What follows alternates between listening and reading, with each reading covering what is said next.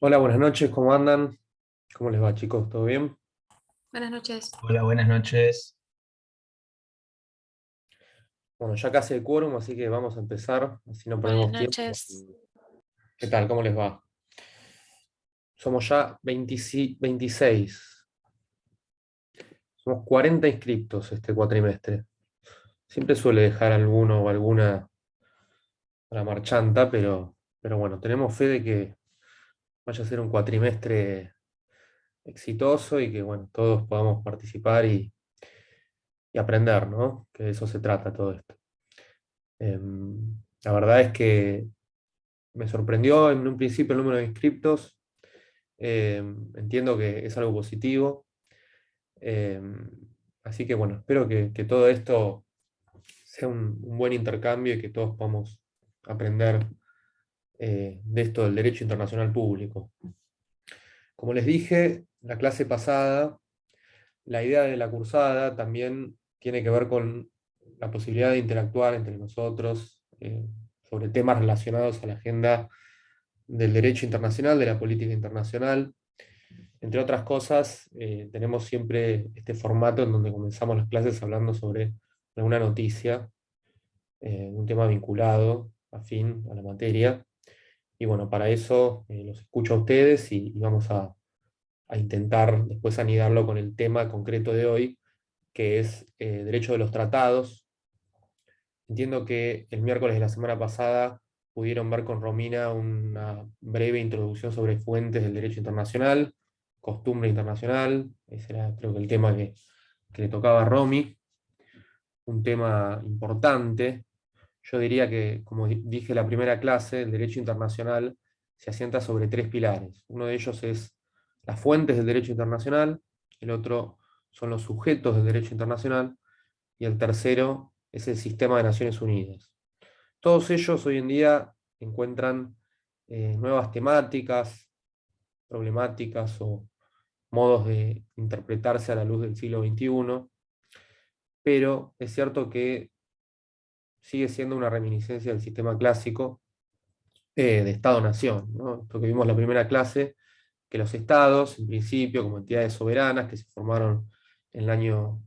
Es un punto de corte, no es estrictamente así. Hablo de la paz de Westfalia, que pone fin a la guerra de los 30 años, que fue una guerra entre católicos y protestantes en Europa. Ustedes habrán oído hablar de los grandes eventos que signaron la historia contemporánea, o para llamarlo de alguna manera moderna. Uno de ellos fue el descubrimiento de América. ¿Algunos recuerdan qué año fue? 1492, ahora se van a cumplir 10 de octubre.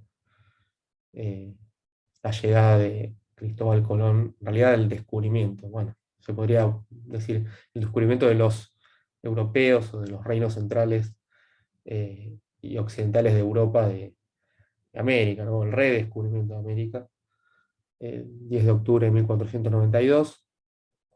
Otro de ellos fue la invención de la imprenta. Ustedes habrán oído hablar de Juan Gutenberg, hay un colegio Gutenberg de Mar del Plata, un alemán que era un falsificador de billetes. Fue justo la época donde comienza a circular el dinero como medio de pago, depósito de valor y unidad de cuenta.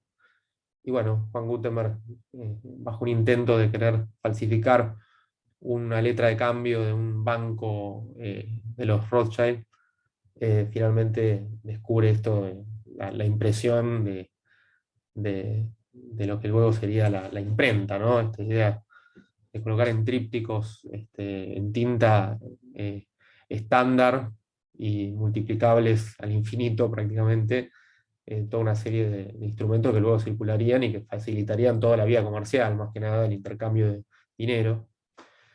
Otro evento importante fue la Reforma Protestante. Podemos hablar de Ben Hus, quien haya estado en Praga conocerá lo que es la primera ola de reforma protestante hacia fines del siglo XV. Pero bueno, sus principales exponentes, Martín Lutero, después Juan Calvino, y todo lo que sería la hora de contrarreforma, ¿no? Quizá en este sentido, bueno, la fallida paz de Augsburgo, en 1555, si no recuerdo mal, y el Concilio de Trento también, para esa época, que luego finalmente un fallido intento de reconciliar a las monarquías europeas de los Habsburgo con los príncipes protestantes de Alemania, llevarían a lo que fue la Guerra de los 30 Años, que se desata en 1618 y finaliza en 1648, con la independencia de nuevos principados protestantes, también la independencia de las Provincias Unidas, que luego serían los Países Bajos, el Reino de Holanda, más adelante Bélgica, que recién tendría su independencia en el siglo XIX. Y finalmente, otro evento importante, como digo, además de la paz de Westfalia en 1648, sería más adelante las primeras independencias de los países europeos, bueno, lo que muchos autores denominan revoluciones burguesas, que ya habrán oído en otras materias, en derecho político, que comienza este proceso, yo diría en 1776, la primera independencia de los Estados Unidos, la firma de la Declaración de Virginia, que en cierta medida lo que viene a hacer es sentar este principio de que la ciudadanía tenía un principio de representación diferente a lo que era el ancien regime, ¿no? La idea de eh, un sistema en algunos lugares feudal, en otros, como en América, un sistema de encomiendas, de vasallaje o de yanaconazgo, como sería en algunos lugares de América del Sur. En Estados Unidos esto nunca existió, pero sí, bueno, este, no solo la esclavitud, que recién finalizaría en Estados Unidos en 1867 con el fin de la guerra civil, sino esta idea de que eh, el- los impuestos que recababa la corona británica en Estados Unidos, o lo que eran en ese entonces las 13 colonias, no podían encontrar lugar sin que existiese un control y un balance de poder interno que radicaba en la idea de el lema que habrán oído hablar, no taxation without representation, que significa que no existe el cobro de impuestos sin que haya representación en un órgano parlamentario que limite el ejercicio del poder de la monarquía. Y bueno, todas estas formas de morigeración del sistema monárquico clásico, lo que llamamos sistema de monarquías absolutas, finalmente encuentra su apogeo con el desencadenamiento de la Revolución Francesa, empieza en el año 1600, en 1789, la famosa toma de la Bastilla y concluye, bueno, la conclusión de la Revolución Francesa para algunos se sitúa en 1794, cuando finalmente se produce la caída del régimen jacobino eh, y una suerte de eh, moderación de la revolución, para otros continúa hasta el fin de la era napoleónica, que es en 1815, que nace el sistema de Congreso de Estados, Congreso de Viena, que bueno, comenté un poco muy brevemente en la clase pasada, en donde los estados empiezan a tener esta idea de representación, eh, para llamarlo de alguna manera, eh, más propia del sistema que vivimos hoy en día, ¿no? La idea de que se enviarían representantes en embajadas, consulados, un sistema de congresos con mayor o menor éxito, que también iba de la mano con la idea de formar una santa alianza, ¿no? No solo de restaurar las monarquías europeas, sino también de sentar el principio de legitimidad dentro de cada uno de los estados-nación, es decir, que serían los propios estados quienes podían eh, establecer cómo y de qué manera iban a ser gobernados, ya sea mediante un sistema monárquico, un sistema parlamentario, un sistema republicano, un sistema como era, por ejemplo, en, en Rusia, un sistema de monarquía absoluta, eh, aparejado junto con lo que era la Iglesia Ortodoxa en ese entonces, con un ascendente muy fuerte de la teocracia, ¿no? Y en otros lugares, bueno, un sistema de nacionalismo emergente que radicaba en la idea de repúblicas soberanas y que, bueno, finalmente, con el correr del tiempo, derivaría, más que nada después de la Primera Guerra Mundial, en un sistema de democracias liberales constitucionales.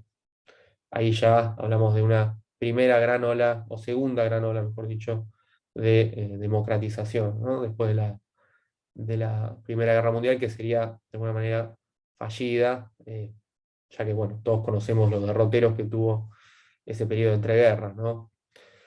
Pero bueno, con esta breve introducción yo quería comentarles muy brevemente algo que la clase pasada no hubo mucho tiempo para hablar. Pero bueno, entiendo que ahora es tiempo de escucharlos a ustedes, a ver si trajeron alguna noticia, si quieren compartir alguna novedad, que ustedes entiendan que está aconteciendo, que están pasando muchas cosas hoy en día en el mundo. ¿Alguien que quiera compartir alguna noticia? Buenas noches, ¿cómo va? Yo leí que en Irak había problemas en la embajada de Estados Unidos porque Biden había ordenado eh, evacuar porque había protestas de un grupo que ahora no me acuerdo bien cuál era, creo que seguía Sadrid, eh, y la embajada de Estados Unidos, creo que los funcionarios se fueron en helicóptero o algo así, había visto. Ujú. Sí, esa es una noticia reciente, del día de hoy, de hace unas pocas horas. Ustedes saben que, bueno, toda esa región vive un momento, Medio Oriente en sí, es una zona en donde existe no solo una gran división religiosa, dentro incluso del islamismo. eh, el Islam en sí radica en dos vertientes. Una de ellas es la vertiente chiita y la vertiente sunita. Esto tiene que ver con quienes entendían que eran los herederos de Mahoma. Mahoma era el gran profeta del Islam.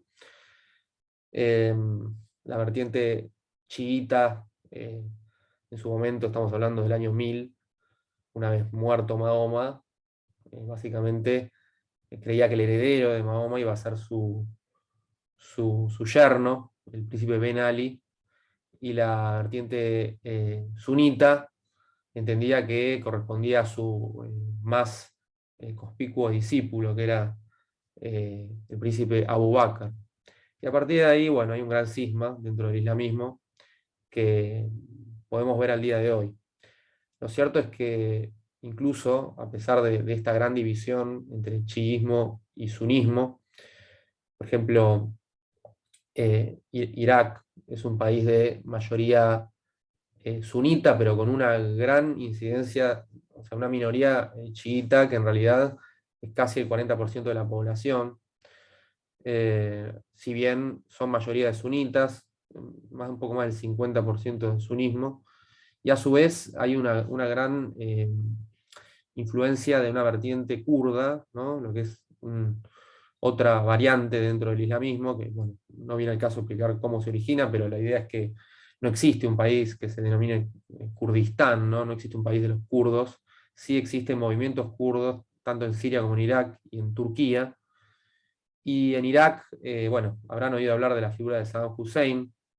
Saddam Hussein, un líder importante, un dictador autoritario, ¿no? Que en la década del 90, primero Saddam Hussein tuvo mucha importancia en un conflicto que fue la guerra entre Irán e Irak, una guerra, la Irán recientemente proclamada para ese entonces, en el año 79, una gran revolución en Irán. Estamos hablando de lo que era el Imperio Persa, que también tiene el influjo este imperial persa, ¿no? Con toda la idea eh, que viene de la época de Ciro el Grande. Bueno, estamos hablando de historia antigua, pero que luego se convierte todo esto con la islamización de lo que fue la Edad Media en un gran imperio musulmán chiita, ¿no? Irán es un país de mayoría chiita.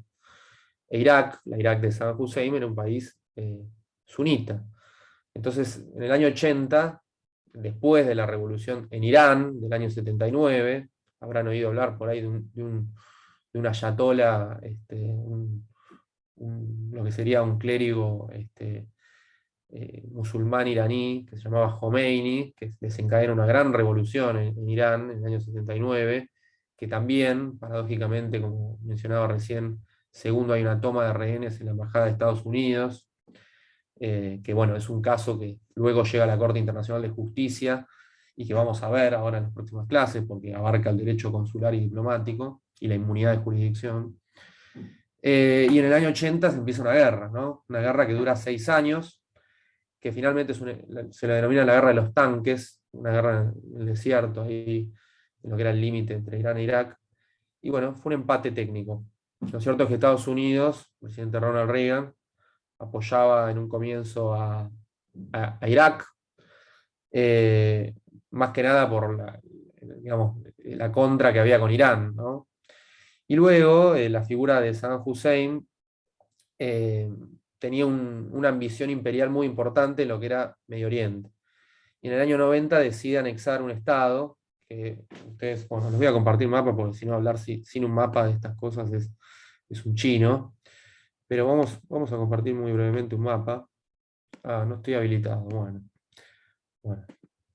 No sé quién es el anfitrión, pero se me puede habilitar. Reclamar anfitrión. Ah, uy, tengo que poner una clave. Bueno, no sé. A ver, soy el anfitrión. Bueno, no sé quién es el anfitrión. Acá. Bueno, Ahí no. mandamos con Elena para que lo pongan como anfitrión. Ah, bueno, muchas gracias. Sí, más que nada para compartirles el mapa.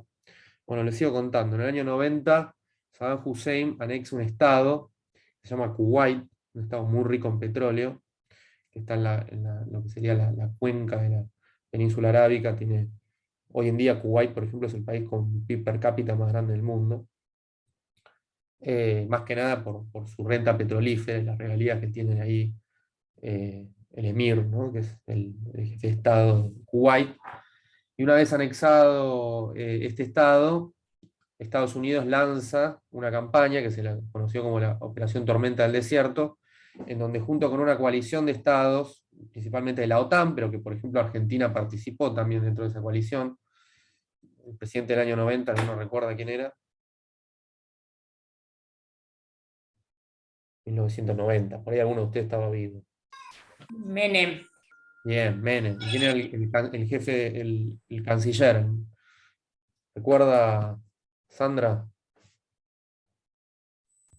¿Era Ditela para ese entonces? Después fue Ditela. Primero, ahí en esa época era Domingo Cavallo, que luego sería ministro de Economía. Cavallo asume el Ministerio de Economía el 1 de febrero, si no recuerdo mal, del 91 y lanza el plan de convertibilidad.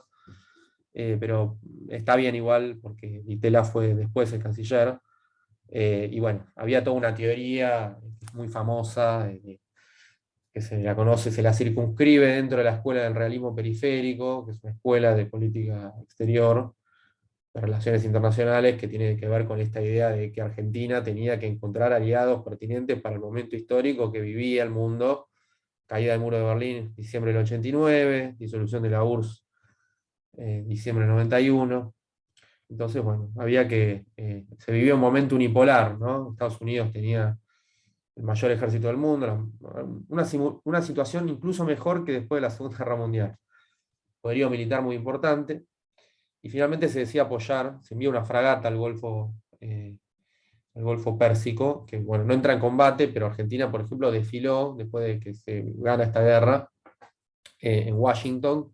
El ejército argentino sonó Avenida de las Camelias en Washington, y desfiló el ejército y los veteranos de esa fragata, que bueno, no entraron en combate, ¿no? Pero lo cierto es que hubo una coalición de estados, como se la llamaba, Coalition of the Willing, que llega a, a Kuwait, ¿no?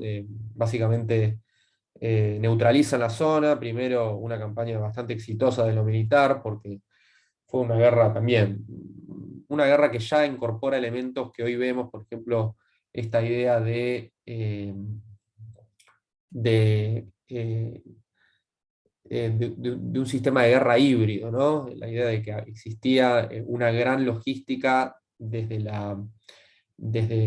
los elementos y dispositivos aéreos que contaban las Fuerzas Armadas, y que, bueno, el despliegue que tenían más que nada, no eran drones con autonomía y sin piloto, pero sí había un sistema aéreo que empezaba a partir de los distintos ataques que hacían localizados y muy concretos, ¿no? O sea, esta idea de la intervención quirúrgica, bueno, finalmente llegan a Bagdad, liberan Irak, pero dejan a Saddam Hussein en el poder. Entonces, lo que se Profe, decide es neutralizar, sí. perdón, ya puede compartir Ah, supuestamente. bueno, perfecto, gracias. A ver, no, abrí FaceTime, cualquier cosa.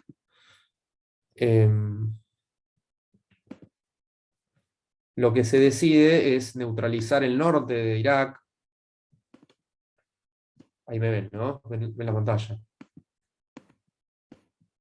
¿Me ven la pantalla? Sí. Sí, se ve, profe. Sí, Sí, sí, la sí. pantalla. Estamos por acá.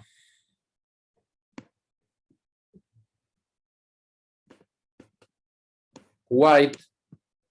Para, porque así no lo entiendo. Ahí. El mapa es una simplificación, ¿no? Es un modelo. No existe un mapa perfecto. Todo esto que vemos acá, en realidad, el mundo no es tal cual lo muestra Google Maps. Entonces, poner transporte satelital o mapa es lo mismo porque es una simplificación, no hay un mapa perfecto. Hay un cuento de Borges que es muy bueno sobre el mapa perfecto. No sería un mapa, sería una descripción explícita de la realidad. Lo que sucede es que, bueno, acá en el norte, como les digo, hay una región de mayoría kurda. Esta ciudad es muy importante, Mosul, que justo viene a cuento también de lo que hablaba recién Segundo, y de otro tema muy importante que se debate hoy en el Consejo de Seguridad de Naciones Unidas, que tiene que ver con la crisis en Siria, que bueno, habrán oído hablar de la guerra civil siria, de la primavera árabe, que comienza en el año 2011, una guerra civil en Siria que se desencadena hacia fines de 2012, principios de 2013. Y esta ciudad, en Irak, Mosul, fue tomada por el Estado Islámico, ISIS, habrán oído hablar de ISIS. Toma esta ciudad, hay una película muy buena, que bueno, finalmente se libera, pero volviendo al tema de la guerra del 90, se neutralizan dos sectores, que es el sector sur y el norte de Irak, con zonas de exclusión aérea, y le limitan mucho el poder a Saddam Hussein y a su famosa Guardia Republicana, que era una tropa de élite encargada de llevar adelante toda la represión estatal. Eh, se le limita la posibilidad de intervenir en estas dos zonas. Bueno, lo cierto es que después Saddam Hussein continuó con una retórica muy acalorada, incluso Profe, sí. ¿puede ser que ahí se le perdonó la vida para hacerle de contrapeso a Irán hasta que se fue al carajo cuando dejó de operar con el dólar en Bueno, algo de 2003? eso sucedió. Es un poco más complejo, pero va por ahí. Lo que pasó en el 90 exactamente tuvo que ver con que existía un desequilibrio regional. Y no existía, ustedes agarran los manuales, por ejemplo, las estrategias de inteligencia de esa época, y no se hablaba de una amenaza terrorista concreta. El problema de la región era Irán, como bien dice acá Mariano. eh, Había un desequilibrio regional porque Irán tenía, en ese momento, ustedes imagínense que el contrapeso de Irán históricamente fue a nivel regional Arabia Saudita, y en ese entonces la monarquía saudí no atravesaba su mejor momento. Entonces había temor de que si se derrocaba a Saddam Hussein pudiese haber un influjo de esta minoría, no tan minoría, porque es el 40% de la población chiita en Irak, y de esa manera se iba a permear la revolución, o sea, lo que era el efecto dominó del comunismo, esta idea de que si caía un Estado en América Latina o en Vietnam iba a caer China, Indonesia, Malasia, Japón, bueno, algo parecido con la revolución de Khomeini, ¿no? De Irán, la revolución, diría yo, la más exitosa de las revoluciones musulmanas, ¿no? Porque eso es un éxito, o sea, no existió otro caso como el de Irán a nivel regional. Quizá, bueno, uno puede hablar de, por momentos, Pakistán, ¿no? Pero incluso allí existe un estado militar, diría yo, con cualidades más propias de una profesión de la religión desde el Estado, pero preservando ciertas atribuciones propias del régimen militar, que luego, bueno, sería un tanto más republicano con alternancia a mediados de los 90 en Pakistán. Pero, como bien dice ahí Mariano, lo que sucedió en Irak es que finalmente Saddam Hussein, y esto era también por esta idea de que el presidente de ese entonces de Estados Unidos, que era George Herbert Walker Bush, el padre de George W. Bush, entendía que esa coalición de estados que apoyaba a Estados Unidos y que por mandato de Naciones Unidas interviene en la operación Tormenta del Desierto, no iban a obtener el apoyo si se les solicitaba derrocar a Saddam Hussein y construir una nación desde cero, porque eso es muy difícil. Y eso es lo que finalmente termina intentando el hijo, George W. Bush, cuando desencadena la guerra en 2003. Después de lo que fue el ataque a las Torres Gemelas, se lanzan dos grandes guerras. Una de ellas en Afganistán, que fue en un comienzo exitosa, porque el objetivo que era de poner el régimen talibán en Afganistán al principio fue exitoso, lo que no fue exitoso fue todo lo que vino después, que tenía que ver con esta idea de nation building, ¿no? Construir un Estado, de construir una nación y un orden duradero en Afganistán, y que bueno, el año pasado vimos cómo se tuvo que exiliar la representación diplomática de Estados Unidos en Kabul, porque el talibán estaba inmerso en todo el interior de las madrasas afganistanas, más allá de que Kabul fuese por momentos una zona segura. Y fíjense que incluso este año, estamos hablando de menos de un año después de la caída de Kabul en manos del régimen talibán, este año, hace unas 3 semanas, Estados Unidos dirigió un misil dirigido a quien fuera el heredero de Osama Bin Laden en Al-Qaeda, que se llamaba Zawahiri, ¿no? El líder de Al-Qaeda, que estaba literalmente a 3 cuadras de donde estaba la embajada de Estados Unidos en Kabul. Se encontraba este médico egipcio que fue el que ideó el plan de atentado a las Torres Gemelas. Hay un manuscrito que circuló mucho después del ataque del 11 de septiembre, que se llamaba Caballeros bajo la bandera del profeta, que de hecho de los 11 terroristas de los 13 terroristas que bueno, tripularon los aviones del 11 de septiembre, que tenían como objetivo uno de ellos, bueno, 2 de ellos el World Trade Center en Nueva York, otro de ellos el Pentágono en Virginia, y otro de ellos la Casa Blanca, que finalmente, o el Capitolio, decían, que bueno, no sucedió, pero todos ellos tenían una copia de este manuscrito que había redactado Zawahiri, y que este año recién lo pudieron encontrar, donde en Kabul, a 3 cuadras de donde estaba la embajada de Estados Unidos. Y en Irak pasó eso también, con la diferencia de que en Irak se depone a Saddam Hussein. Ustedes ahora recordarán lo que fue digamos, la pena que le impusieron, que fue una pena de muerte a Saddam Hussein por, entre otras cosas, la intervención del año 2003, que fue sin mandato de Naciones Unidas, a diferencia de la del 90, se apoyaba en la idea de que Saddam Hussein estaba desarrollando un sistema de armas de destrucción masiva, armas químicas y nucleares. Bueno, finalmente eso no se comprueba. De hecho, fue conocida también la presión que ejercieron desde Washington para que en el Reino Unido, estamos hablando del Reino Unido, el primer ministro de ese entonces, Tony Blair, líder laborista muy cercano a lo que fue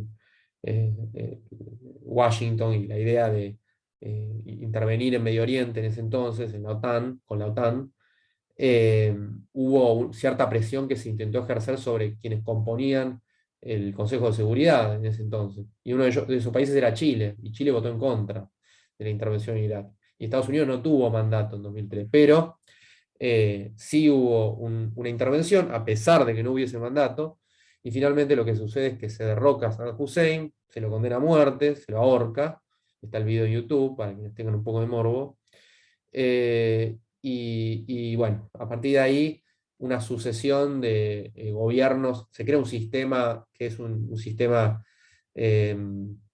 parlamentario con un primer ministro y un jefe de Estado similar al sistema de Westminster del Reino Unido, que el problema de estos países es que hay una gran división étnico, religiosa y cultural, que hace que no entren dentro de las categorías que nosotros desde Occidente entendemos como democracias representativas, con un sistema parlamentario, con un sistema presidencial, pero que en definitiva tienen un grado de conflictividad interna que no se le puede implantar desde una letra escrita de la Constitución una forma de gobierno exitosa, ¿no? Porque si no sería muy fácil, declaramos una ley que proclame la felicidad de todos los ciudadanos y no habría problemas, o como se hace, no sé, fijamos los precios con una ley de precios máximos y se acaba la inflación. O sea, estos problemas que ya están probados empíricamente que no son exitosos, por lo menos no funciona así, digamos, la realidad, ¿no? Por más de que exista también dentro de la idea de constitucional el efecto reproductivo que se puede tener, pero lo cierto es que los desequilibrios internos son muy altos. Entonces, bueno, esa es una noticia importante que dijo hoy Mariano y que también trajo a colación Simón. En Irak, Profe, bueno, otro colapso gubernamental, sí, perdón.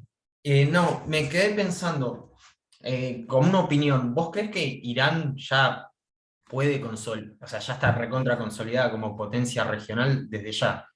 Pero ¿no crees que todos estos movimientos se producen desde esa consolidación de Irán, sobre todo a partir de Siria? O sea, ¿va a haber mucho más movimiento en Medio Oriente? ¿O es a partir de Alepo como ya un arranco otro itinerario?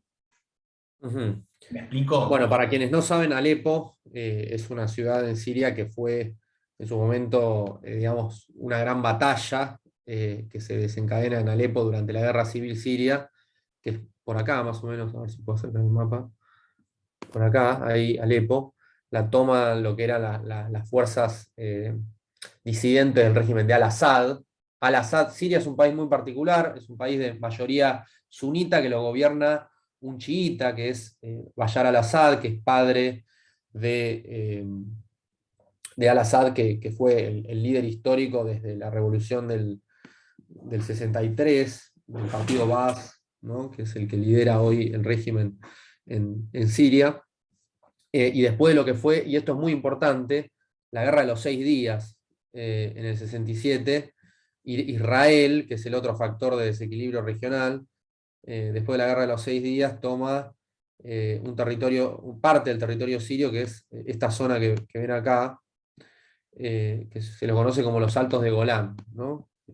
Ahí, esa zona, los Altos de Golán, territorio anexado por Israel en el 67. La guerra de los 6 días se la llamó porque fue una guerra que literalmente la Fuerza Aérea de Israel destruyó en 6 días toda la fuerza de los países árabes, de Egipto y de Siria más que nada, y que después, en el 73, los países árabes, más que nada porque se toman los Altos de Golán, pero también la península del Sinaí, todo esto que vemos acá, zona que desde el punto de vista religioso es muy importante, hablamos de, digamos, todo lo que fue la peregrinación de los judíos cuando se escapan de Egipto, digamos, en el Antiguo Testamento, quienes son creyentes cristianos o judíos podrán oír de lo que fue, bueno, Moisés, los 10 mandamientos y demás. Que fue acá, ¿no? En el Sinaí. Es una zona sagrada para todas las religiones y es la cuna de la civilización y de las civilizaciones del Homo sapiens, ¿no? Estamos hablando de donde existía la confluencia del Éufrates, del Tigris, donde nace Babilonia y demás. Entonces, bueno, en la guerra del 73 intervienen de nuevo los países árabes y se produce un empate en esta guerra. Finalmente se le devuelve a Egipto el Sinaí, pero no se le devuelve a Siria los Altos de Golán, a pesar de que fue exitosa la intervención de la Fuerza Aérea Siria, que en ese entonces el líder era Al-Assad padre, y que finalmente fue el jefe de Estado y digamos, el líder que triunfó en políticamente de esta guerra del 73, que se la conoce como Guerra del Yom Kippur, porque se llevó a cabo durante la festividad judía de Yom Kippur y también del Ramadán musulmán. y bueno, ahí Siria finalmente obtiene ese rédito con al-Assad padre. Pero Siria sigue siendo un país de mayoría sunita, gobernado por un chiita, porque los al-Assad son de origen étnico religioso chiita. Entonces tienen el apoyo de Irán, como bien dice nuestro compañero Mariano, tienen el apoyo de Irán, tienen el apoyo de lo que es Hezbollah en el Líbano. Hezbollah es un partido que nace a mediados de los 80 en el Líbano.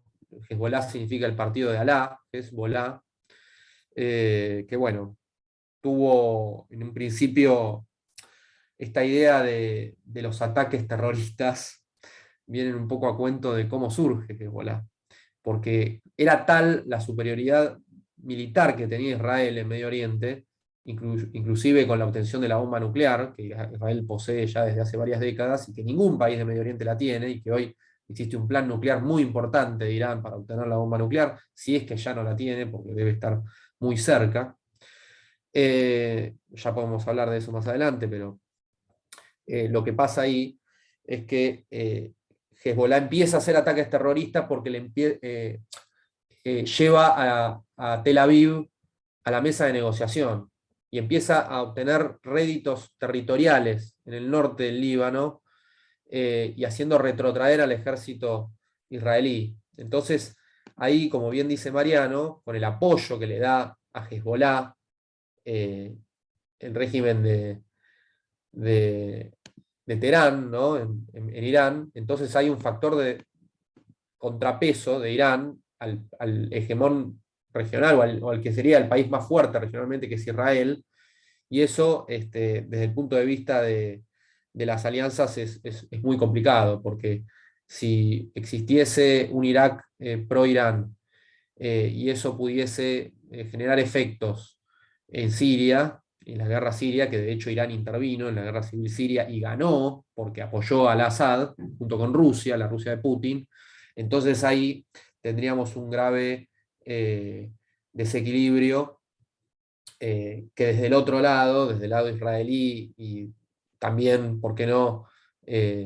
Después de lo que podrían leer lo que son los acuerdos de Abraham, que se firman hacia fines de la presidencia de Trump, en donde Israel normaliza relaciones con varios países de Medio Oriente, entre ellos Emiratos Árabes Unidos, entre ellos Bahrein, ¿no? Egipto, está normalizando relaciones, envía representantes diplomáticos, abre embajadas. Entonces, es todo un gran desequilibrio que hoy la región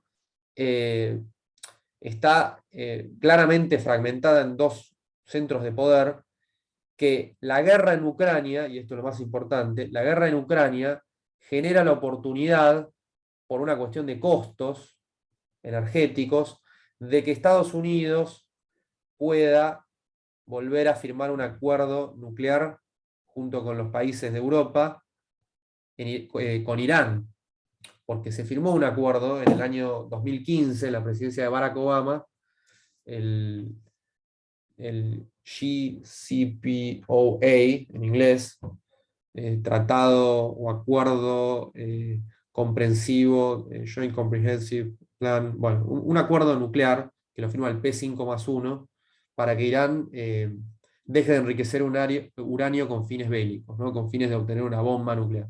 Y eso, finalmente el presidente Trump, cuando asume, lo denuncia en 2016, y ahora, como consecuencia de la guerra en Ucrania y la suba en los costos del petróleo, ¿alguien sabe cuánto está el barril de petróleo hoy? El Brent, se cotiza en el Brent, en Noruega, el precio europeo, y el WTI, que es el West Texas Intermediate, que es siempre un poquito más caro en Estados Unidos. El precio del Brent está a 102.95.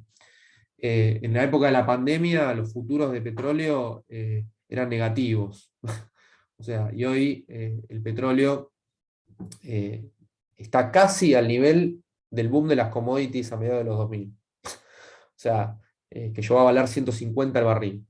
Ahora estuvo en 127, el máximo fue, creo que en la guerra, ahora cuando empezó en febrero o marzo de este año. 102.95 es muy alto. Y eso Estados Unidos, los países en Europa están empezando a quemar carbón. O sea, en Alemania existe una coalición semáforo, como se la llama, y los países, los partidos verdes tienen que justificar la apertura de centrales nucleares y de fábricas de carbón, ¿no? Entonces, algo que impensado. Y algo que sucede hoy y que lleva a que se abran dos puertas, y acá viene otra noticia que también, no sé si alguno la tenía, pero una mesa de diálogo entre Estados Unidos e Irán, entre Biden y quien es hoy el primer ministro de Irán, Raisi, un tipo que viene desde de la Guardia Revolucionaria, de los servicios de inteligencia de los Quds de Irán, y también con Venezuela. Estados Unidos hoy está negociando un posible acuerdo con la Venezuela de Maduro, cuando hace 5 años reconocía al presidente constitucional Juan Guaidó. Y hoy en la OEA y Almagro el representante sigue siendo el gobierno en exilio, como lo llamamos, ¿no? Esta idea que nace también y que se apoya desde América Latina, o se apoyó con el Grupo de Lima. Entonces esto nos da la pauta de que hay grandes cambios que vienen, que son externalidades que genera la guerra de Ucrania, y que hoy en día nos llevan a repensar todas las alianzas, y que en Venezuela, que es la noticia que también pensé que ustedes podrían saber, ¿alguien sabe quién es el presidente hoy de Colombia? Recientemente, flamante presidente de Colombia. Petro. Gustavo Petro ganó las elecciones, un reformista del Partido Liberal, ex guerrillero, ¿no? Era un líder de, de la guerrilla colombiana, que fue alcalde de Bogotá, que bueno, tuvo una gestión que después le permite llegar a la jefatura de Estado, le gana las elecciones a Hernández, un candidato más de centro-derecha, o de derecha, diría. Y bueno, eso llevó a que se normalicen relaciones después de varios años, la presidencia de, de Duque Márquez, que era el expresidente de Colombia, había roto relaciones con la Venezuela de Maduro, entre otras cosas por los casi 2 millones de refugiados que cruzaban desde Cúcuta a Táchira, y de toda esa más de 2.000 kilómetros de frontera que tienen Venezuela y Colombia, y que, bueno, en esa región existía una guerra fría, para llamarlo, una mini guerra fría entre Colombia y Venezuela. Y hoy en día se normalizan relaciones. Entonces, bueno, esto también nos da la pauta de que Estados Unidos empieza a tener otro tipo de diálogo con países que eran hasta hace no tanto claros enemigos, como eran Irán y Venezuela. Y Sin en América embargo, Latina, profe, tampoco sí, podemos obviar el tema del avión venezolano. O sea, es como que por un momento como que afloja y por otro lado se tensa esa relación. el avión venezolano. Vos te referís al avión Al venezolano que... Entrasur, sí, al acá, que Sí, quedó bueno, embargado. sí, el tema del avión venezolano. Hay un tema en el chat. Hola. Bien. El tema del avión venezolano. Para quienes no sepan, se trató de un vuelo, de un avión perteneciente con matrícula venezolana, cuyos dueños era una empresa radicada en, en Irán, ¿no? Que a su vez tenía el jefe de esa tripulación, era una persona vinculada a una línea aérea muy cercana al régimen iraní y a los servicios de inteligencia iraníes, que bueno, finalmente se interdicta en la Argentina, se detiene a los tripulantes, creo que eran 11 tripulantes, y hoy en día está siendo objeto de prueba de un proceso en la Argentina que retiene a los tripulantes como también a la aeronave, y que bueno, desde Venezuela se critica fuertemente al gobierno argentino o a un sector de la justicia argentina también por no liberar esa aeronave y a sus tripulantes, que creo que eran, si no recuerdo mal, 8 venezolanos y 5 iraníes, creo que eran 3, si no recuerdo mal. Sí, es verdad. Lo que pasa ahí es que hay una investigación en curso. En Argentina existe división de poderes, por lo menos tal como lo reza nuestra Constitución. El Poder Judicial hace una investigación. Pasa Por más que que el Ejecutivo busque normalizar relaciones, que de hecho, fíjense ustedes que hubo un cambio en la representación argentina en Caracas, pasó de ser un encargado de negocios, que era el embajador Eduardo Porretti, hoy en día es el embajador. Hay una diferencia en términos diplomáticos de tener un encargado de negocios o un embajador, más que nada por el nivel de relaciones que exista. Un encargado de negocios se supone que se encarga únicamente de ciertas áreas de competencia, y un diplomático, embajador, tiene una función política y un rol de cercanía y de establecimiento de relaciones normales y de amistad con los países.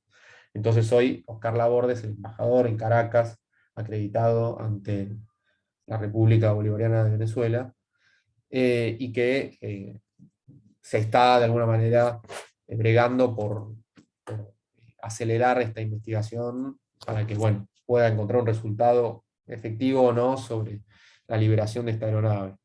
Es un tema muy delicado, Mariano, pero sí, es cierto que, eh, a ver, ustedes saben que se han filtrado documentos de servicios de inteligencia estadounidenses, de la CIA, incluso de la ex-CIDE, hoy AFI Argentina, sobre posibles células terroristas chiitas en la triple frontera, lo que es la triple frontera entre Argentina, Brasil y Paraguay. Estamos hablando de Puerto Iguazú, Foz de Iguazú y Ciudad del Este. Es una zona profe, caliente, sí. ¿eso no será una excusa para internacionalizar esa zona por los recursos, para justificar la presencia yanqui? Mirá, es un tema que yo puedo decir que de alguna manera estudié un poco. El gobierno de Néstor Kirchner, en el año 2004, firma un acuerdo que se llamaba 3+1, para facilitar información sensible vinculada al terrorismo internacional en la zona de la Triple Frontera, junto con Paraguay y con Brasil, y de esa manera intentar cooperar en todo lo que sea posible sobre este tema con los Estados Unidos, con la CIA. Es cierto que a veces existe la intención de internacionalizar, eso es un término que se utiliza hoy en día, internacionalizar zonas o regiones. Por ejemplo, en materia medioambiental se usa la palabra internacionalizar el Amazonas, ¿no? Y es algo que en Brasil se le pone los pelos de punta. Todo lo que son espacios vacíos. Es verdad que existe a veces una visión vinculada a la explotación de recursos. Yo no creo que haya una política deliberada que busque. Sí que existe influencia, sí que tengan dispositivos a su alcance, pero no en términos de irredentismo, de que se proclama una zona liberada. Las empresas generalmente y los capitales extranjeros eh, obtienen la explotación de recursos a través de las vías estatales y de alguna manera acordando un régimen más benévolo, ya sea con un CIADI o con un régimen de inversiones propio. Es algo que va a suceder en la Argentina con Vaca Muerta, con el triángulo del litio, Argentina, Chile y Bolivia. Pero que en esa Y ahora zona, Venezuela abrió unas zonas económicas exclusivas. en Venezuela, también lo que sucede en Venezuela es en la zona de la región amazónica, decís vos. Sí, Sí, sí, bueno, ahí también. Argentina tiene la segunda reserva de litio más importante, perdón, la primera reserva de litio más importante del mundo. Argentina, Chile y Bolivia. Y tienen la segunda reserva de gas no convencional más grande del mundo, lo que es hoy Vaca Muerta. Entonces, bueno, son todos recursos que se explotan. Eh, Pero para no irnos de tema, bueno, estas son algunas noticias, espero que ustedes bueno, sigan. ¿Tienen alguna otra noticia o algo que quieran compartir? Profesor, me llama la atención cómo el avión, el avión venezolano iraquí fue de alguna manera a pedido de Estados Unidos retenido, y en este momento Estados Unidos, según comentaste, está de alguna manera en conversaciones con Venezuela. Qué triángulo, ¿no? En Estados Unidos, ningún estado actúa como un ente monolítico. Siempre existen agencias que siguen sus propias agendas.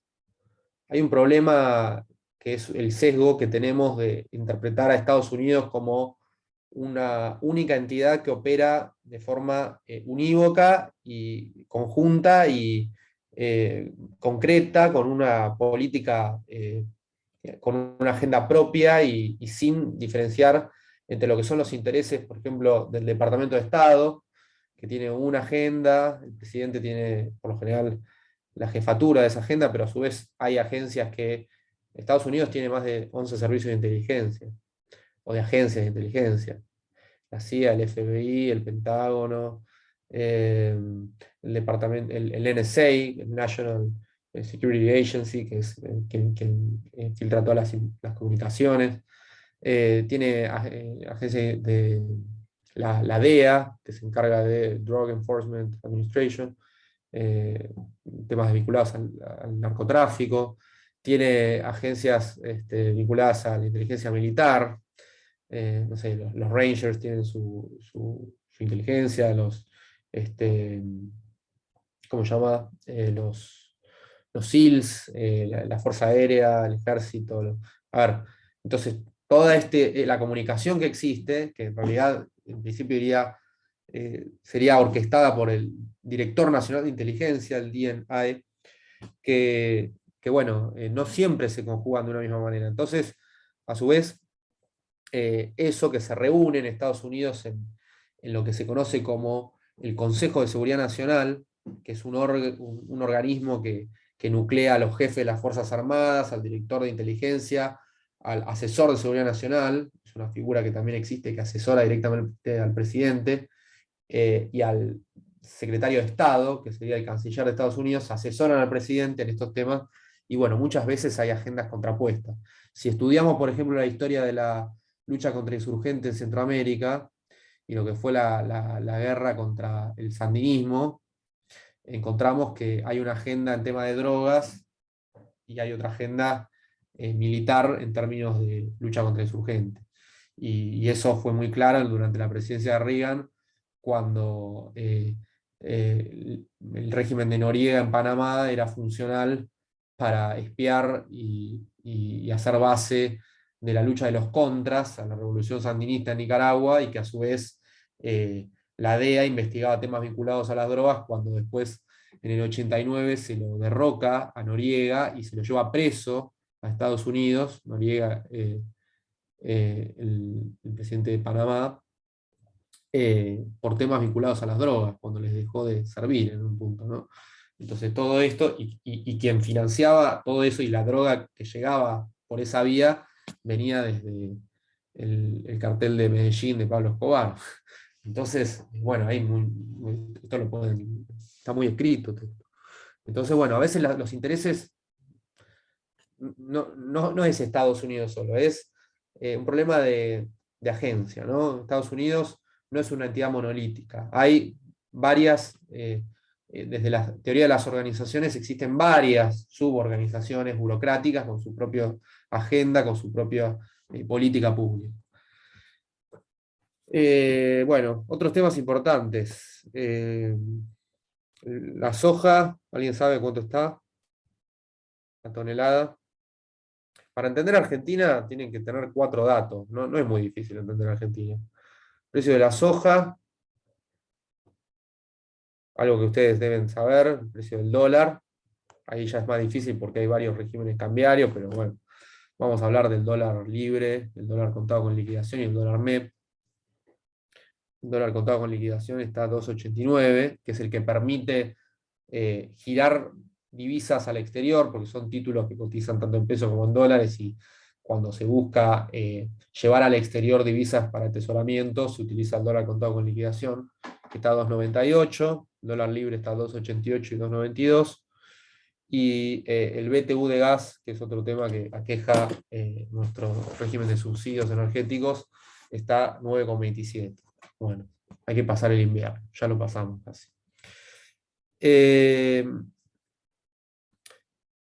Yo ya tomé nota de quiénes están presentes, somos 30 ahí. Así que bueno, eso para que sigan, tengamos en cuenta, bueno, también el tema de la cámara, es algo que tenemos en cuenta. Profesor, Sí, ¿cuáles eran las 4 variantes que dijo? Precio de soja, del dólar, y dijo BTU de gas, y no y la repitió. última, el riesgo país. ¿Alguien sabe en cuánto está el riesgo país? Está en 2.400, 2.400. bien, bien, Viviana, sí, 2.418. El riesgo país es lo que cuando se fija la tasa de interés en real en dólares, el riesgo país es una de las variables que se tiene en cuenta para contraer deuda. Una de ellas es la tasa de interés de la Reserva Federal, que más o menos el bono a 10 años es de 1,75 puntos básicos. Eran negativas hasta hace no tanto, ahora por la inflación empezó a subir, inflación que llegó en Estados Unidos a 8,9% interanual. El bono hoy, la tasa de interés es el precio del bono y de la tasa de interés en Estados Unidos, más las expectativas de evaluación en la Argentina, más el riesgo país, ¿no? La prima de riesgo del riesgo país, que cuando está arriba de 1.000 puntos es muy difícil o muy caro contraer deuda en dólares. Bueno, nosotros tenemos 2.418 riesgo país, que es una situación delicada, ¿no? Estamos hablando de vencimientos próximos, una situación de insostenibilidad en términos de deuda eh, eh, para lo que son bonistas del mercado local y bueno, Argentina está técnicamente en default, ¿no? O sea, por lo menos desde que ahora se tenga que reestructurar el acuerdo, que para eso de hecho si vemos la agenda interna, el viaje de Massa al G7 y bueno, a Washington, tiene un poco esta idea, ¿no? de negociar esa deuda y ese acuerdo que se firma en este año, que se aprueba en el Congreso y que se va a tener que revisar. Vamos a hablar un poco de la fuente del derecho internacional. ¿Vieron costumbre internacional? Bueno, ¿alguien me puede decir qué es la costumbre internacional? Una práctica generalizada, sostenida en el tiempo, reconocida como derecho. Elemento objetivo, la práctica; elemento subjetivo, opinio iuris sibi necessitatis, que tiene que ver con la idea de que quienes conforman esa práctica lo hacen con la creencia de que se tratan de normas jurídicas válidas e imperativas. Profe, ¿cuál sería un ejemplo de una costumbre internacional? Un ejemplo de una costumbre internacional. Por ejemplo, De vamos América con del un Sur. ejemplo burdo. Eh, por más de que esté también cristalizado en tratados, pero supongamos que esto no estaba en un tratado.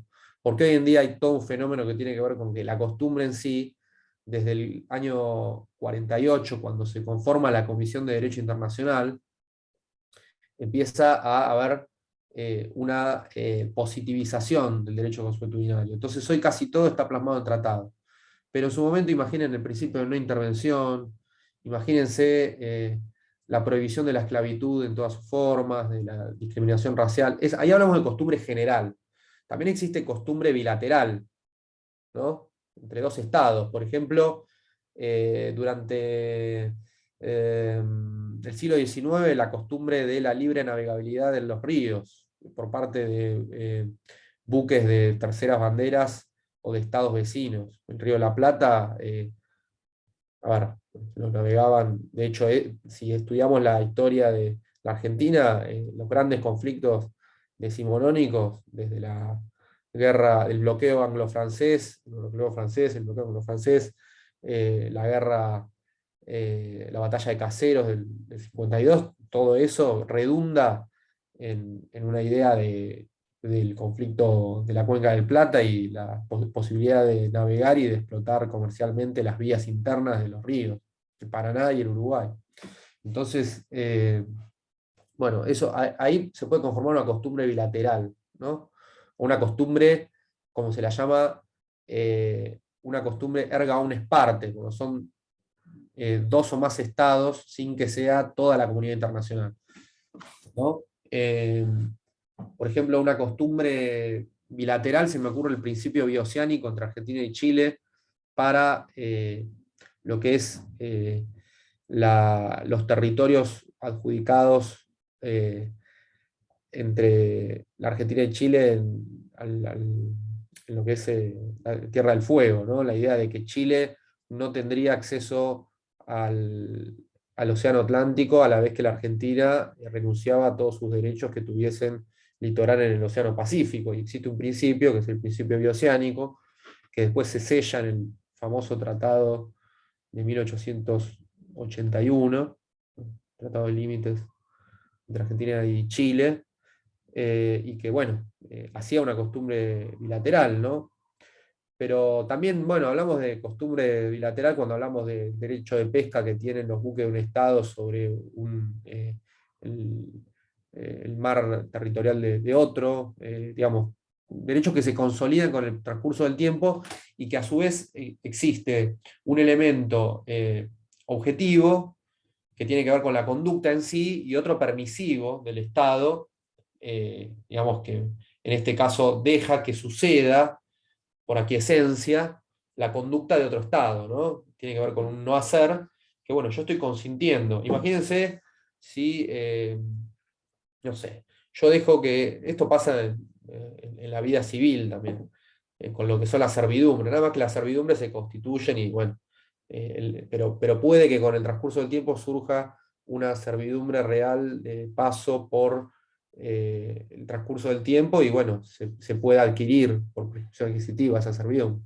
Bueno, digamos que una costumbre bilateral puede que exista algo similar, que se le permita a los buques de un estado navegar y pescar y explotar el mar territorial de otro, porque yo dejo que eso suceda, y entonces se produce una costumbre bilateral, que de hecho hay casos muy conocidos, como es el caso del preaviliar, lo pueden buscar, que se permitía a los buques de un estado navegar las aguas del mar territorial de otro, eh, por consentimiento y aquiescencia, y eso modificaba el régimen internacional del derecho del mar, ¿no?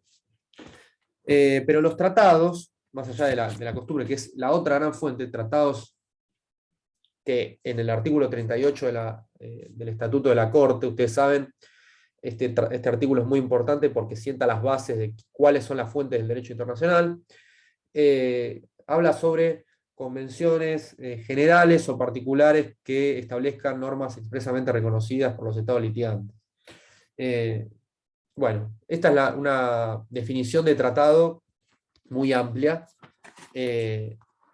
Lo cierto es que existen dos convenciones que regulan el derecho de los tratados, que es la Convención de Viena del 69 y la Convención de Viena del 68. La Convención de Viena del 69 es sobre tratados entre estados, y la Convención de Viena del 86 es entre estados y organizaciones internacionales. Pero vienen a ser lo mismo, así que no cambia mucho en sí, ¿no? Lo cierto es que cada convención viene a regular lo que es el derecho de los tratados, ¿no? ¿Qué es esto de... ¿Qué es un tratado para ustedes? A ver, ¿cómo me lo podrían definir? Así, una definición no hace falta que sea perfecta, sino que quiero que ustedes puedan denominarlo. ¿Puedo improvisar un poco? Sí, es la idea. Será un acuerdo entre estados que genera una fuente de derecho entre ellos mismos. Exacto. ¿Y qué es una fuente de Sometimiento derecho? recíproco. ¿Cómo, perdón? ¿Quién habló ahí? Un sometimiento a normas, pero de manera recíproca. O Bien, sea, las funciones que ellos van a tener van a ser iguales. No como un bien. contrato de partes, de personas físicas en el que uno tiene una obligación y el otro tiene otro, sino que acá son iguales. Bueno, eso es así en el sentido de que los estados hay igualdad, ¿no?, soberana entre estados, que firman, como bien dijo Joaquín, acuerdos, que esos acuerdos, esto es importante entenderlo. Cuando hablamos de la Convención de Viena de Derecho de los Tratados, hablamos de un tipo de tratado, porque se define tratado. Un tratado en sí lo que hace es siempre definir conceptualmente las definiciones que se van a utilizar en ese régimen, porque crea un régimen el derecho de los tratados. Ahora, no significa que las otras cosas no sean fuente del derecho internacional. La definición que da de tratados la Convención de Viena de Derecho de los Tratados es la de un acuerdo, como bien dijo Joaquín, escrito entre estados, entre dos o más estados, que tiene por finalidad la creación de derechos y obligaciones jurídicas entre las partes contratantes, que son estados, o en el caso de la Convención del 86, estados y organizaciones internacionales, cualquiera sea su denominación, esto es, si se llama tratado, pacto, convención, estatuto, convenio, protocolo, son todos tratados, por más de que algunos, por ejemplo, un protocolo vendría a ser un tratado que viene a modificar con un nuevo tratado parte del primer tratado. Por ejemplo, el protocolo adicional al Tratado de No Proliferación de Armas Nucleares, por ejemplo, los 3 protocolos adicionales a las convenciones de Viena, de Ginebra, de Derecho Internacional Humanitario, siguen siendo tratados. El punto es que no importa su denominación, lo que importa es que existe un acuerdo escrito entre sujetos que tengan lo que se denomina ius ad tractum, que es capacidad para firmar tratados, estos son estados y organizaciones internacionales, y que tengan por finalidad la creación, la modificación o la extinción de derechos u obligaciones internacionales. Existe un caso muy conocido entre Qatar y Bahrein, los estados ahí también justo en la región Medio Oriente, que firman una minuta. Una minuta es como una suerte de acuerdo preliminar sobre una serie de cuestiones que es previo a firmar un tratado, pero lo importante es que esta minuta entre Qatar y Bahrein establecía derechos y obligaciones internacionales. Entonces se alegaba, por parte de Bahrein, alegaba que esa minuta no era un tratado, pero cuando en verdad esa minuta tenía la firma del jefe de Estado de Qatar y de Bahrein, y creaba y modificaba derechos y obligaciones internacionales sobre el tema de Profe, la plataforma continental. Para que termino esto. Entonces, lo que se dijo es que, por más de que tuviese el nombre de minuta, cualquiera sea la denominación, si crea, modifica o extingue derechos o obligaciones internacionales y los firman sujetos que tengan la capacidad para entablar relaciones convencionales, es decir, ius ad tractum, entonces eso sería un tratado. Sí, perdón, Dalma, ¿quién habló? no, yo, Jazmín. Jazmín, pasa que tengo muchas pantallitas. Sí. Yo quiero hacer una pregunta, pero no sé si es quizás una pregunta obvia, pero ¿quiénes son los que lo firman? Son estados u organizaciones internacionales. Cuando hablamos de la Convención del 69 es entre estados. Cuando hablamos de la Convención del 86 es entre estados y organizaciones. Son 2 tratados que regulan el derecho de los tratados. Se llaman Convenciones de Viena de Derecho de los Tratados. Lo que importa acá es que regulan solo este tipo de tratados. O sea, los tratados que son acuerdos escritos entre dos o más sujetos que tengan por fin crear, modificar o extinguir obligaciones o derechos internacionales, cualquiera sea su denominación, y que esos sujetos tengan obviamente capacidad para establecer relación. Pero imagínense ustedes que se firma un memorándum de entendimiento, que es un tipo de documento que suelen firmar los estados. Por ejemplo, el memorándum de entendimiento que firmó nuestro vicecanciller Foradori. Habrán oído hablar del acuerdo Duncan-Foradori-Malvinas, ¿alguien sabe de lo que estoy hablando? En la presidencia de Macri se firma un acuerdo que establece un entendimiento sobre la cuestión Malvinas. Vamos a ponerlo en esos términos. Bueno, ese memorándum de entendimiento, en principio, no era un tratado. Ahora, por más de que no fuese un tratado, lo que hacía era crear derechos para las partes, ¿no? Establecía derechos y obligaciones para las partes. Entonces, por más de que no entre dentro del régimen de la Convención de Viena, sí ese tratado tiene efectividad plena más allá de la Convención. Y ahí hay que entender que la Convención de Viena nos da un orden de normas, que son normas, un poco también volviendo a lo que dijo Dalma, son normas que cristalizan costumbre internacional, porque la Convención de Viena del 69 lo que hace es poner en un tratado todo el derecho consuetudinario sobre derechos de los tratados que existía hasta ese entonces, pero que también tiene una aplicación interpretativa para todos los tratados que no entren dentro de su órbita. Entonces puede que existan acuerdos bilaterales verbales, vamos a decir, que no entran dentro del régimen de la Convención de Viena, porque no entran dentro del ámbito de aplicación material de la Convención de Viena, porque no son tratados escritos entre dos o más partes, entre dos sujetos que son estados u organizaciones y que tienen por objeto crear, modificar o extinguir derechos o obligaciones internacionales, pero que siguen siendo un acuerdo de voluntades entre partes. Y acá rige el principio de pacta sunt servanda, que es un principio general del derecho, y que como tal es fuente del derecho internacional, tal como lo establece el parágrafo 3 del artículo 38, inciso 2, parágrafo 3 del Estatuto de la Corte Internacional de Justicia. Los principios generales del derecho son la tercera gran fuente del derecho internacional. Después hay dos fuentes auxiliares, que son la doctrina y la jurisprudencia. Pero las fuentes principales son estas tres: tratados, costumbre y principios generales. No hay jerarquía de fuentes. Solo hay un tipo de norma que es imperativa, que es lo que se denomina normas de ius cogens, que son normas imperativas para la comunidad internacional en su conjunto.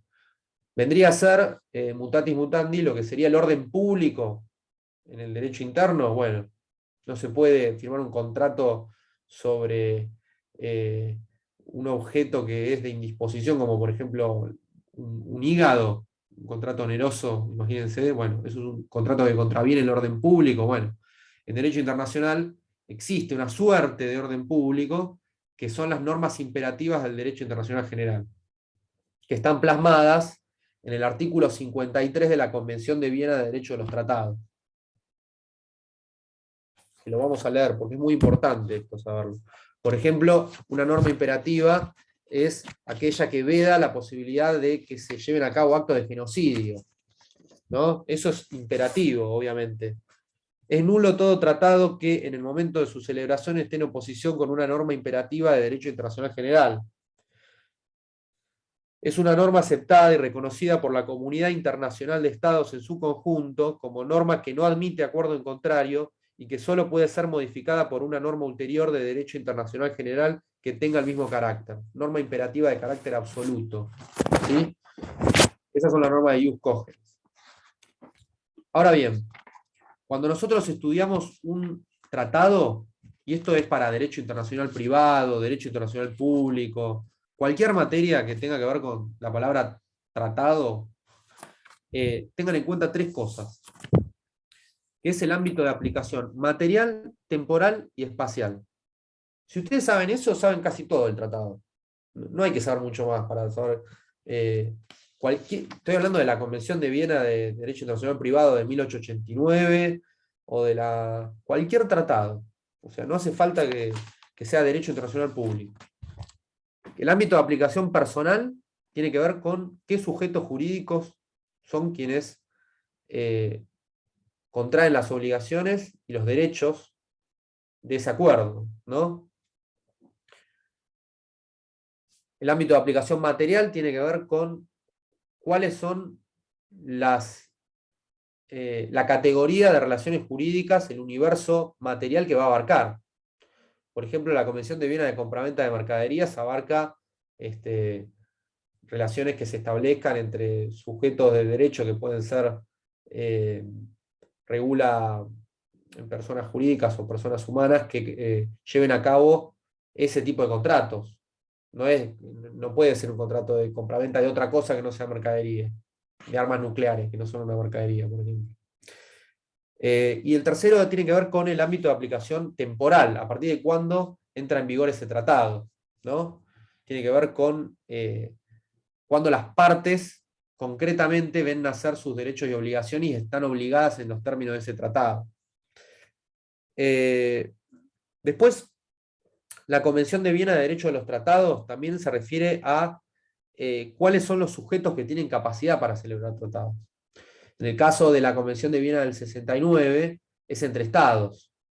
Se debatía, por ejemplo, en el caso Anglo-Iranian Oil Company, que fue un caso muy conocido porque se da, recién estamos hablando de Irán, en el año 53, cuando asume un presidente en Irán que se llamaba Mossadegh, decide nacionalizar los recursos hidrocarburíferos. Entonces había una empresa que se llamaba la Anglo-Iranian Oil Company, de capitales británicos, que se ve afectada en sus derechos por esta estatización. Entonces decide el Reino Unido demandar ante la Corte Internacional de Justicia a Irán. Finalmente, la Corte Internacional de Justicia lo que hace es rechazar el caso porque se entendía incompetente al no involucrar relaciones jurídicas entre estados. Recordemos que la Corte es competente en razón de persona entre estados, ¿no? Y el Anglo-Iranian Oil Company era un sujeto privado del derecho interno del Reino Unido, pero que bajo ningún concepto se asimilaba al Estado del Reino Unido. Entonces es importante entender el ámbito de aplicación personal, cuáles son los sujetos que se involucran dentro de las relaciones convencionales. Bueno, y tipos de clasificación de tratados, según los sujetos bilaterales, multilaterales, bilaterales entre dos, multilaterales más de dos, según el criterio de incorporación, abiertos o cerrados.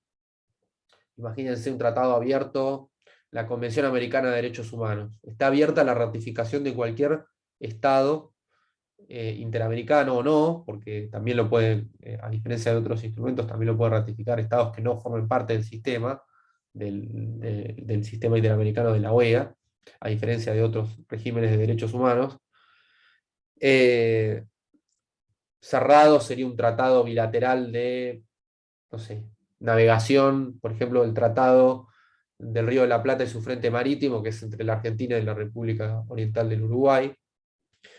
Según su naturaleza u objeto, son normativos o contractuales. Un tratado normativo establece categorías conceptuales jurídicas propias, como por ejemplo el Estatuto de Roma de Crímenes Internacionales, que define, por ejemplo, tipifica genocidio, crímenes de lesa humanidad, acto de agresión, crímenes de guerra. Bueno, eso es un tratado normativo.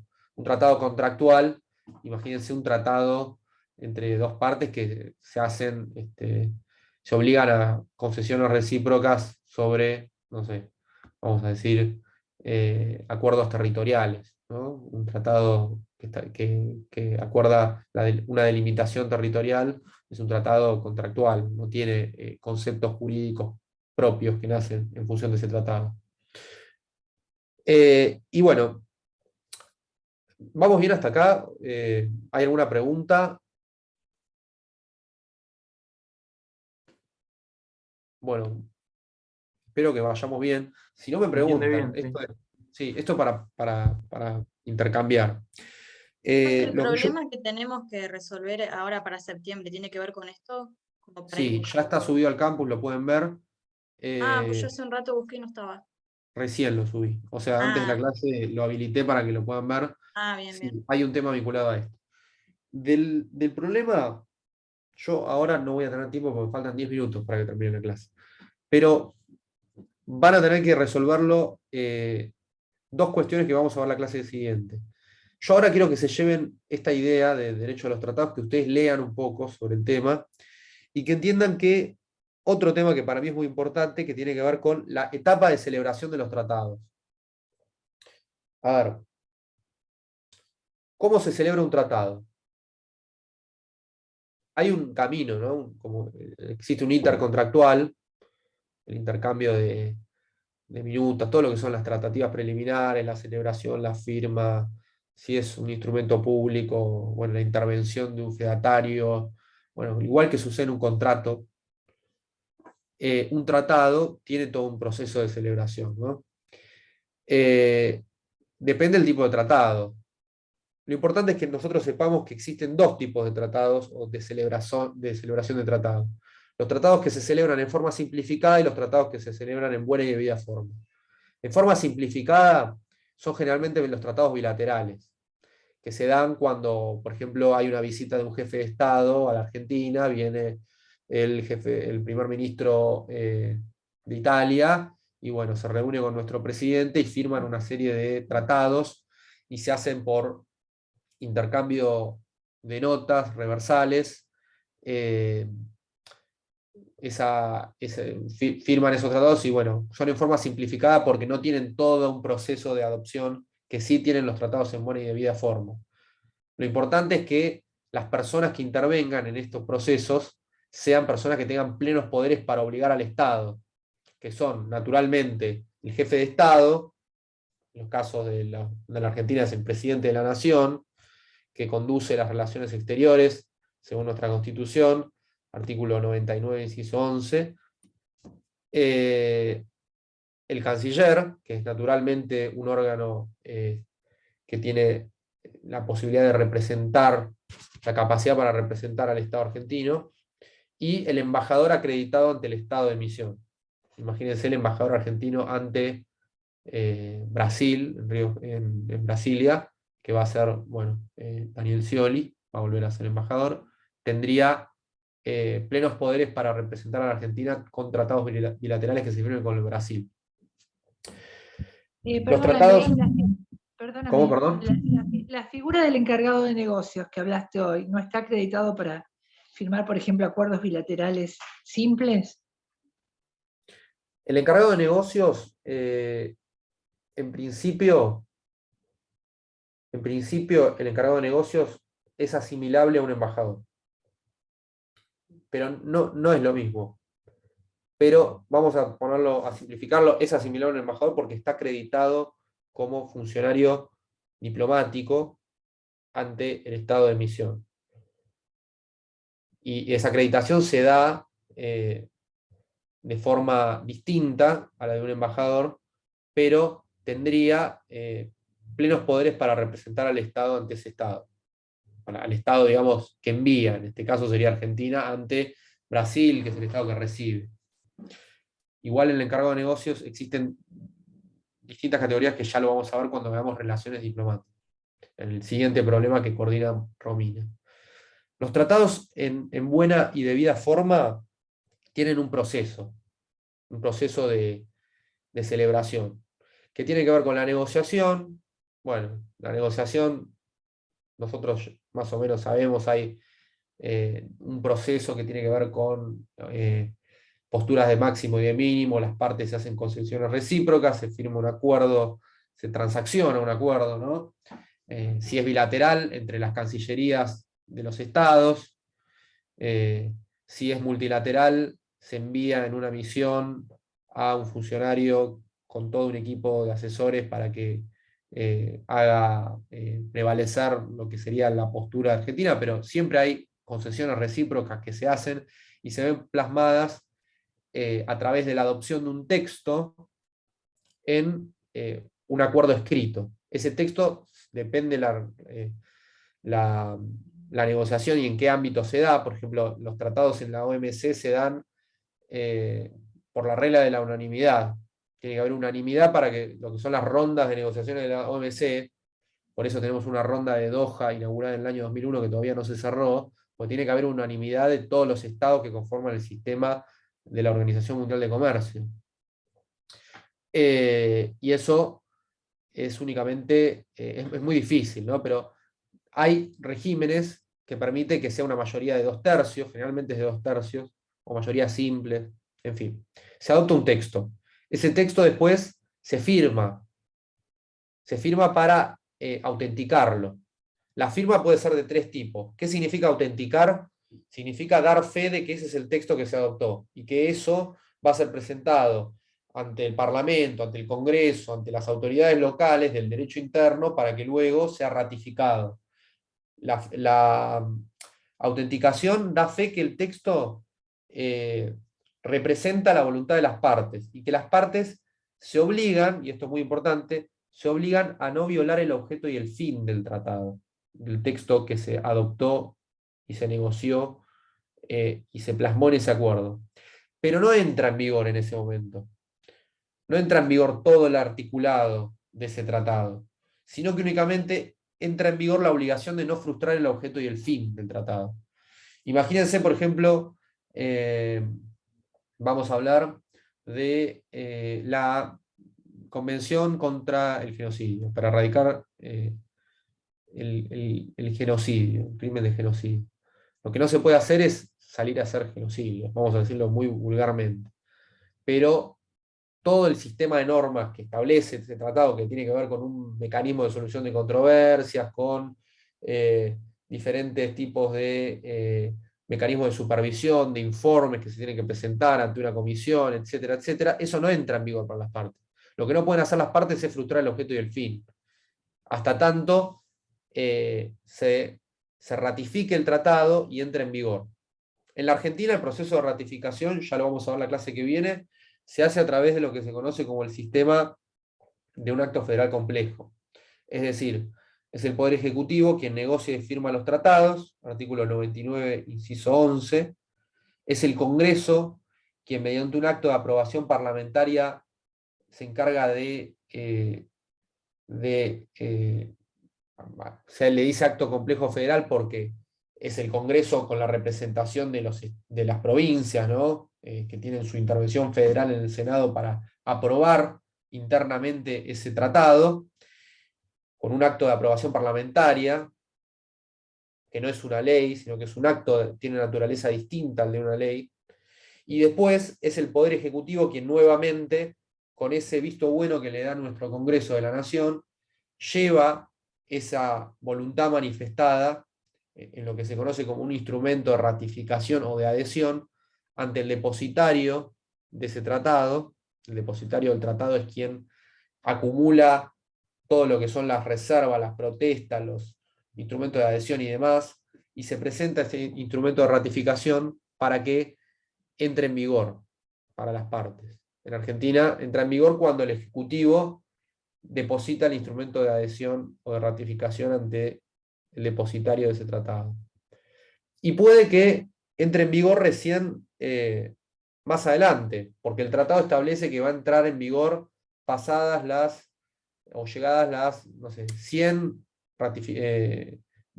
depósitos de instrumentos de adhesión o ratificación. Y bueno, hay 74 y falta que se depositen 26.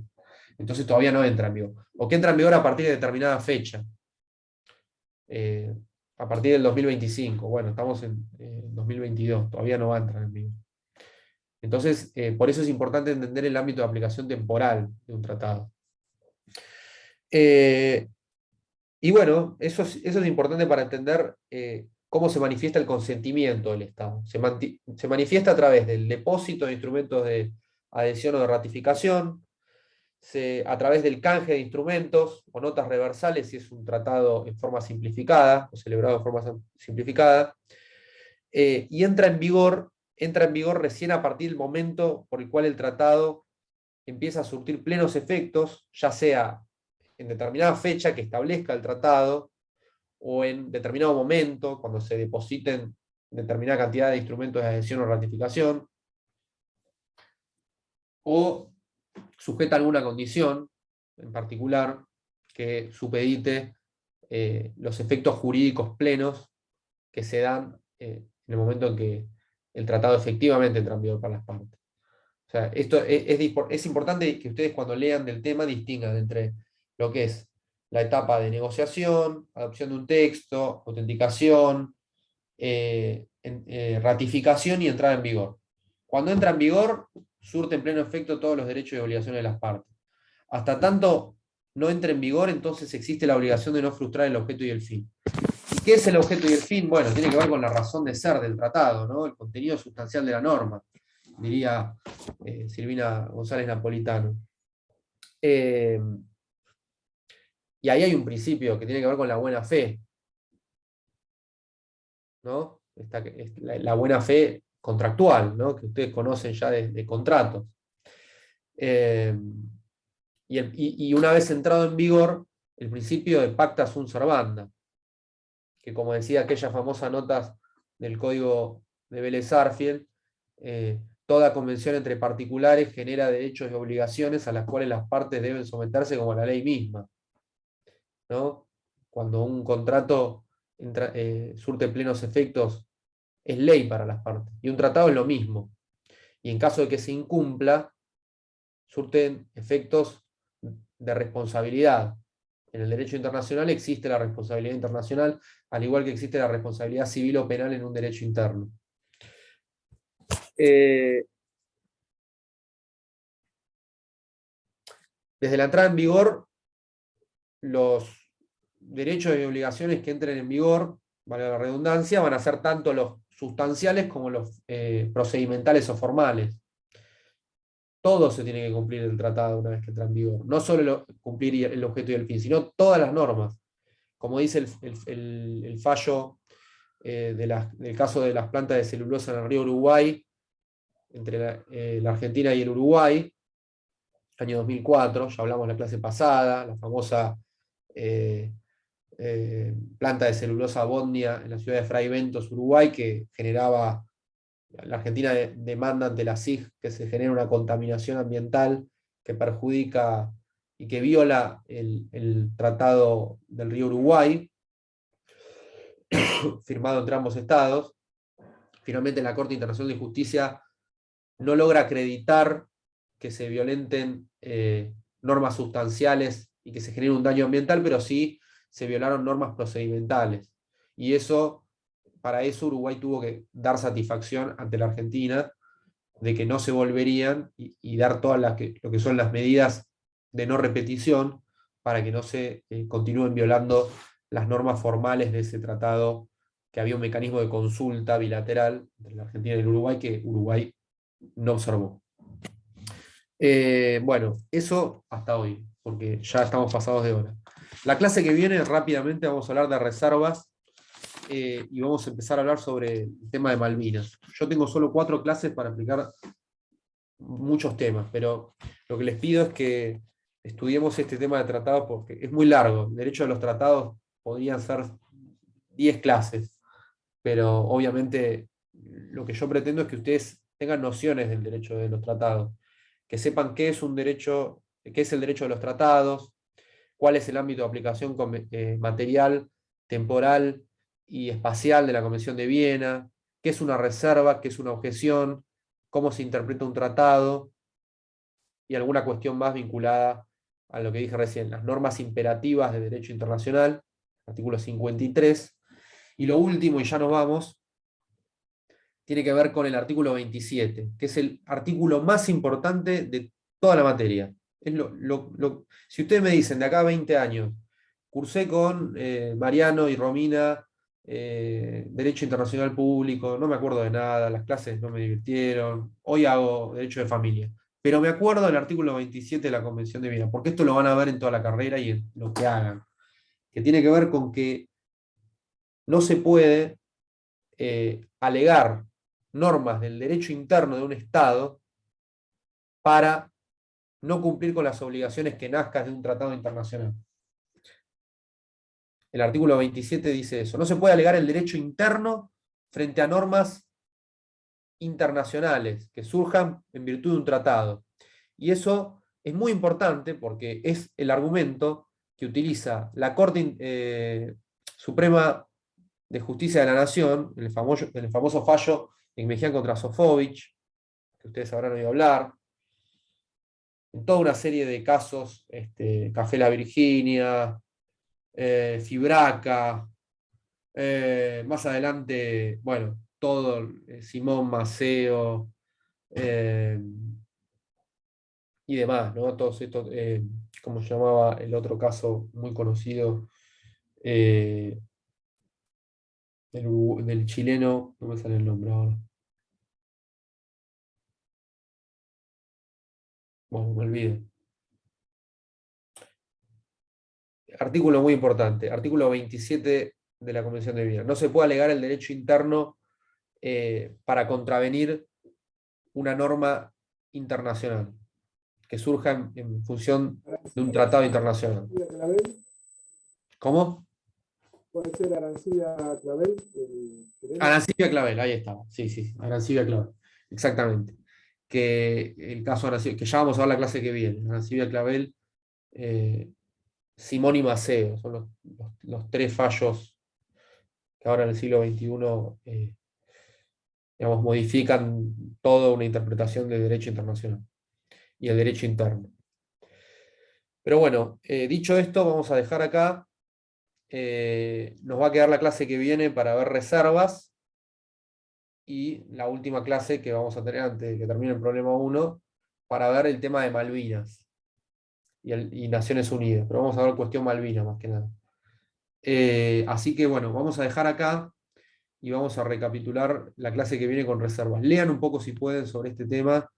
Yo sé que bueno, están con otras materias, pero esto es lo más complejo de todo derecho de los tratados, de la materia, ¿no? Si saben bien esto, bueno, vamos bien encaminados. ¿Hay alguna pregunta o algún comentario que quieran hacer? Profe, reservas y Malvinas, ¿de qué unidad es? Es del problema 1. Las unidades del programa ténganlas en cuenta a modo metodológico. Pero bueno, los temas en sí van a ser en función del problema. Van a estar enfocados a resolver el problema. Por eso, Malvinas vamos a darlo las primeras clases. En realidad en el programa están en la segunda parte, pero para lo que es el problema 1 lo van a tener que saber. Así que lo vamos a dar la última clase que van a tener conmigo antes de resolver el problema, que ya está disponible en el campus y que tienen que entregar el 17 de septiembre. El día 12 vamos a ver cuestión Malvinas.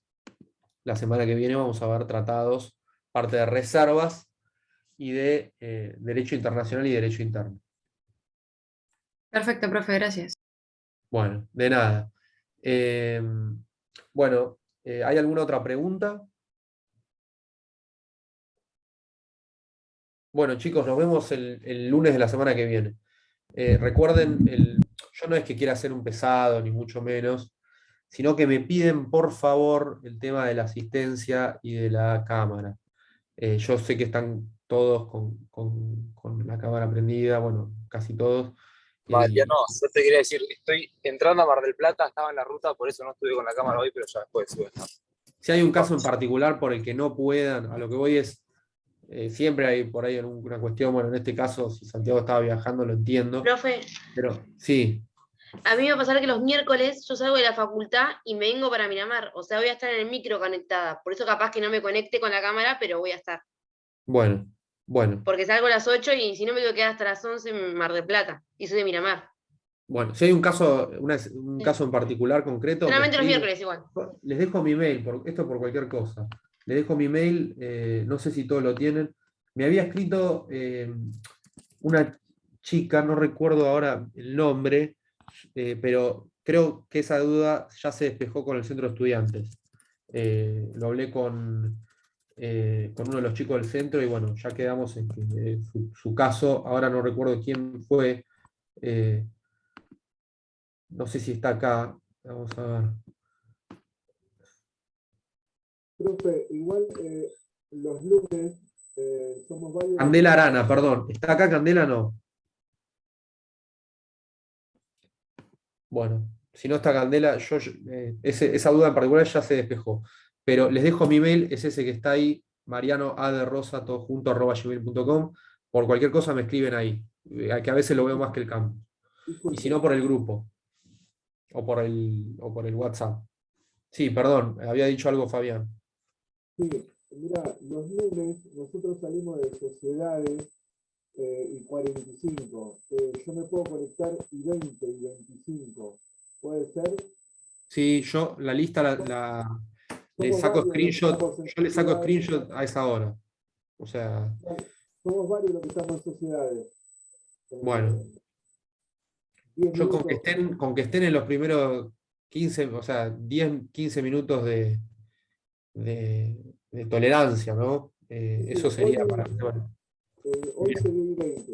Salí corriendo de la facultad y seguí 20. Así que más o menos ese va a ser el horario. perfecto, Muchas perfecto. gracias. No, por favor, Profe, Fabián. Sí, yo hoy me fui -10 de sociedades, así que ténganlo en cuenta. bueno, bien, bien. Sí, Bueno, estamos todos obviamente igual. que es mucho más Estamos importante. todos en Quería sociedades. llegar puntual. Sí, acá hay varios de sociedades. Y bueno, la misma.